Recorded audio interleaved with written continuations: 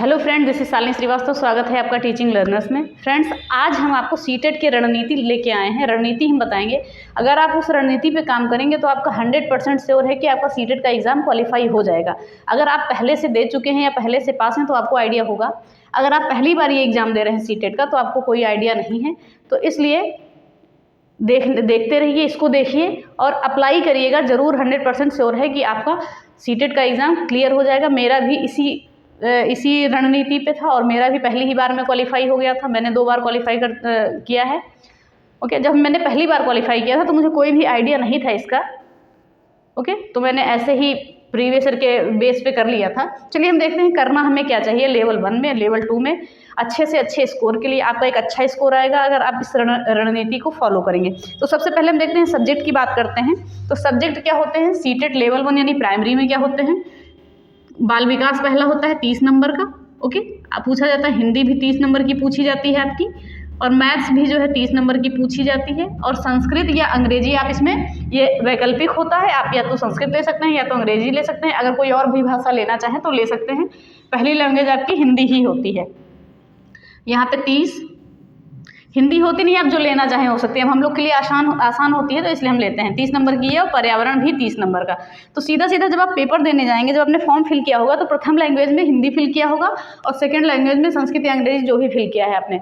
तो पेपर देते समय इस चीज़ का जरूर ध्यान रखिएगा कि वहाँ पर अगर लैंग्वेज फर्स्ट लिखा है तो ही हिंदी होगा। क्योंकि ऑफलाइन पेपरों में बहुत सारे बच्चों के साथ ये दिक्कतें हो गई थी कि उन्होंने हिंदी जहाँ पे देखा वहाँ पे सॉल्व कर दिया, संस्कृत फर्स्ट लैंग्वेज में सॉल्व कर दिया, तो ये दिक्कतें हो जाती हैं। और संस्कृत हमेशा आपकी सेकंड लैंग्वेज होगी।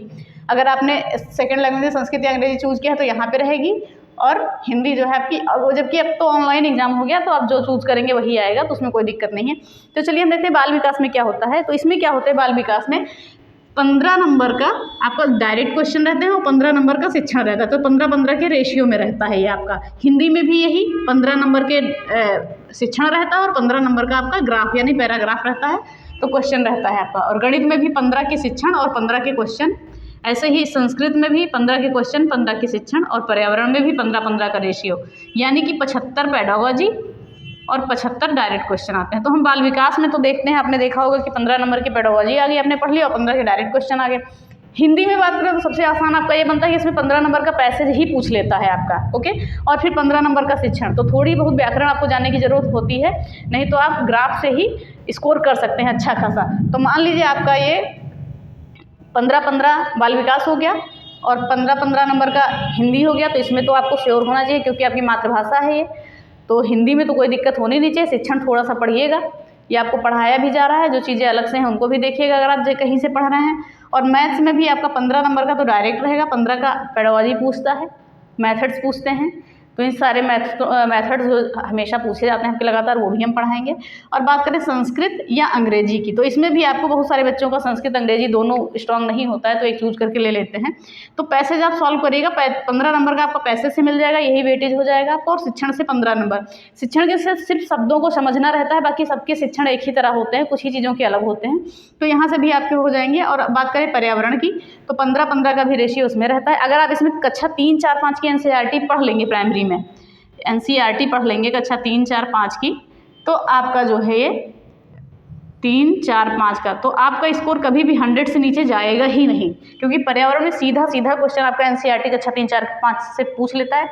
अगर आपके पास बुक्स है तो अच्छी बात है, नहीं है तो यूट्यूब पे कहीं भी पढ़ाया गया होगा NCERT, वो आप देख लीजिएगा। तो हमने देखा ये तो हो गया प्राइमरी का हमारा। ओके, ये हो गया हमारा प्राइमरी का। तो हम कोशिश किस पे करेंगे, जैसे हिंदी है हमारी, तो हिंदी में कम से कम 25 का स्कोर हम लाने की कोशिश करेंगे कि बाकी चीज़ें कवर हो जाए। अगर नहीं है वैसे हिंदी में तो चीज़ें ठीक हैं आपकी, बस आपको अगर किसी को हो सकती है दिक्कत तो संस्कृत या अंग्रेजी या मैथ्स में होती है, तो इस पर थोड़ा सा फोकस करिएगा, शब्दों को पकड़िएगा। तो संस्कृत में आपके 20 से नीचे नंबर जाएंगे ही नहीं, पैसे सॉल्व करते रहिएगा जो है इसके, तो हो जाएगा ये। तो ये हो गया हमारा प्राइमरी का। अगर बात करें हम जूनियर की, तो जूनियर की भी बात करते हैं। तो इसमें क्या होता है, इसमें भी होते हैं बाल विकास कितने नंबर का होता है, 30 नंबर का पूछते हैं। हिंदी भी है 30 नंबर का, अंग्रेजी या संस्कृत भी आपका 30 नंबर का है। और सामाजिक अध्ययन और गणित विधि यानी कि ये 60 नंबर की आती है आपकी। ओके, तो इसमें बहुत सारे बच्चे होते हैं जिनका ना तो SST मजबूत होता है, ना ही मैथ साइंस मजबूत होता है। गणित विधि हमने लिख दिया, यहाँ पे विज्ञान भी, गणित एवं विज्ञान। तो बहुत सारे बच्चे होते हैं ना ही उनका कमांड एसएसटी पे होता है और ना ही मैथ्स पे होता है, मैथ साइंस पे बहुत सारे ऐसे बच्चे होते हैं, बाकी का तो होता है। तो इसके लिए भी हम बताते हैं कि आपको करना क्या है। तो देखिए बाल विकास हमारा क्या था, 15-15 देखिए आपके दोनों तैयारी आप एक ही साथ करेंगे, आपका हो जाएगा, कुछ भी अंतर नहीं होता, बस इसमें थोड़ा सा लेवल ऊपर करना पड़ता है बाल विकास में। तो इसमें भी 15 का पेडागॉजी और 15 का क्या है आपका डायरेक्ट क्वेश्चन रहता है। हिंदी में भी 15 के आपके ग्राफ रहेंगे और 15 के शिक्षण के क्वेश्चन रहेंगे, ये भी आपका हो गया। और संस्कृत या अंग्रेजी में भी 15 का आपका शिक्षण रहेगा और 15 का आपके क्वेश्चन रहेंगे, वो ग्राफ रहेगा। तो अगर आपका कमांड इन तीनों सब्जेक्ट पे है, अगर आपका कमांड इन तीनों सब्जेक्ट पे है, तो अगर आप यहाँ 60 में से 30 का स्कोर भी कर रहे हैं तो आपका आराम से क्वालिफाई हो जाएगा।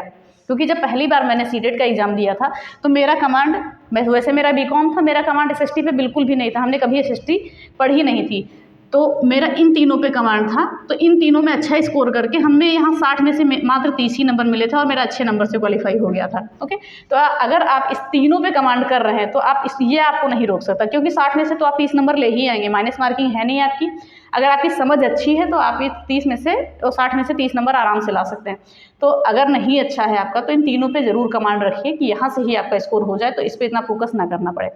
और यहाँ पे आप इन तीनों पे करेंगे तो आपका प्राइमरी में भी फायदा है, जूनियर में भी फायदा है।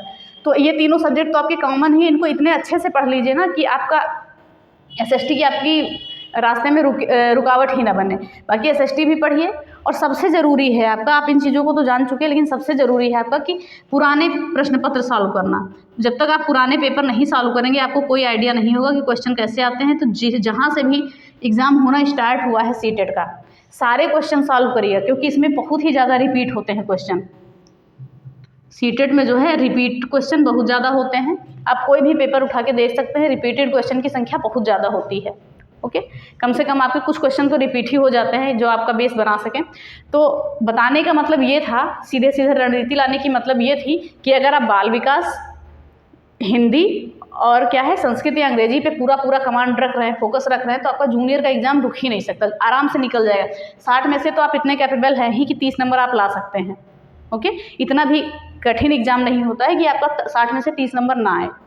तो इन चीज़ों को ध्यान में रखिएगा। कमांड अगर आपका नहीं अच्छा है तो बता रहे हैं, कमांड तो वैसे रखना है सब पे।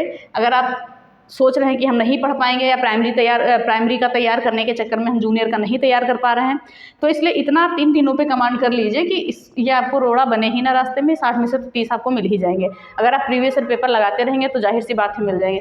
और यहाँ पर्यावरण की बात करें तो यहाँ पर्यावरण तक ये नहीं सीमित रहता है, यहाँ पर आपका भूगोल भी पूछता है और पॉलिटी भी पूछ लेता है। भूगोल भी पूछता है, पॉलिटी के भी 2-3 क्वेश्चन बन जाते हैं। तो इन चीज़ों को देखिएगा। और बाकी आप अगर एनसीईआरटी से पढ़ेंगे तो कोई दिक्कत नहीं होगी। ओके, शायद नहीं, पॉलिटी यहाँ पे नहीं पूछता है, सिर्फ पर्यावरण पूछता है सीटेट में। तो ये चीज़ें हो गई आपकी, हमने देख लिया ये सारी रणनीति को। अगर इस रणनीति पे आप कार्य करेंगे तो आपका आराम से कोई दिक्कत नहीं होगी, सीटेट पहली बार में आपका क्वालिफाई होगा बिना किसी टेंशन के। और अगर एनसीईआरटी है आपके पास तो बहुत अच्छी सी बात है, यहाँ पे 6-7-8 की एनसीईआरटी आपके काम आ जाएगी, यहाँ 3-4-5 की आ जाएगी। तो ये हो गया आपका सीटेट रणनीति। और शायद हम कुछ बताने जा रहे थे, ध्यान नहीं आ रहा है, चलिए देखते हैं, तो हम अगली वीडियो में बता देंगे। तो ऐसे ही रणनीति मैंने भी बनाई थी, मेरा भी क्वालिफाई हुआ था पहली ही बार में, वो कोई कम नंबर नहीं आए थे।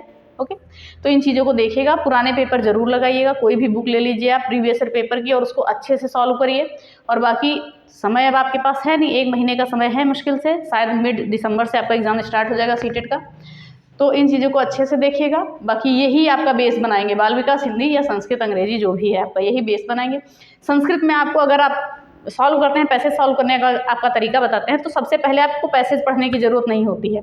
आप सबसे पहले क्वेश्चन पढ़िए, क्वेश्चन में देखिए कि कौन सा वर्ड आपका इंपॉर्टेंट आ रहा है, उसे पैसेज में ढूंढिए, फिर उसी के आधार पे आप क्वेश्चन को लगा सकते हैं। चाहे आपको आती है संस्कृत चाहे नहीं आती है, आपका पैसेज से क्वेश्चन नहीं गलत होगा। संस्कृत में डायरेक्ट क्वेश्चन आपके पूछे जाते हैं, हिंदी में फिर घुमा देता है, संस्कृत में डायरेक्टली आपका पूछ लेता है। तो कुछ शिक्षण विधियाँ हैं संस्कृत की, वो भी हम पढ़ा देंगे, जो इंपॉर्टेंट होंगी वो आपकी हम बताएंगे, इस बारे में आप निश्चिंत रहिएगा। तो ये सारी हो गई आपकी स्ट्रेटजी, अगर इसको फॉलो करते हैं तो 100% श्योर है कि आपका एग्जाम निकलेगा। ओके, बस कमांड आपके कौन से सब्जेक्ट है, अगर एसएसटी और मैथ्स में आपको दिक्कत है तो मात्र 3 पे कमांड करिए। अगर आपके 25 नंबर भी आ गए, 75 हो गए, तो क्या 15 नंबर नहीं आ पाएंगे आपके एसएसटी में?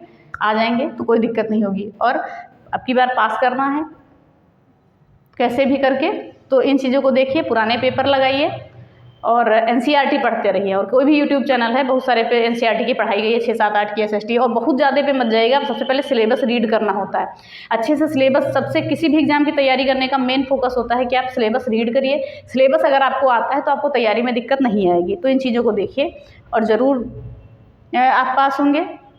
ये शुभकामनाएं आपके साथ हैं कि अगर आप इन चीज़ों को फॉलो करेंगे तो आपका एग्ज़ाम ज़रूर निकलेगा। धन्यवाद, जय हिंद। और शेयर करिए अधिक से अधिक जो आपके साथी हैं जिन्होंने आपके पास सीटेट का फॉर्म भरा है और जिनको रणनीति नहीं पता है, पहली बार फॉर्म भर रहे हैं या पहली बार एग्ज़ाम दे रहे हैं, उनके लिए बहुत ही ज़्यादा ये ज़रूरी हो जाएगा।